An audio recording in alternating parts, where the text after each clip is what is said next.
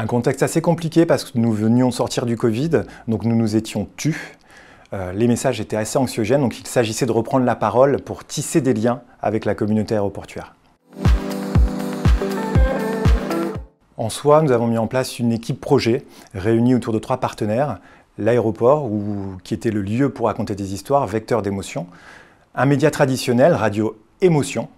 Et puis l'intervention d'une blogueuse locale, Kautar, parce que nous aimons tous écouter des histoires, mais tout le monde ne sait pas bien raconter les histoires, alors que Kautar était la bonne personne. En rien, finalement. Le projet est innovant. Nous n'avons pas inventé les podcasts. En revanche, nous sommes le premier aéroport en France à avoir proposé un contenu audio à notre communauté. Et en ça, nous avons intégré les podcasts dans notre écosystème digital et de communication pour la déployer sur l'ensemble de nos supports.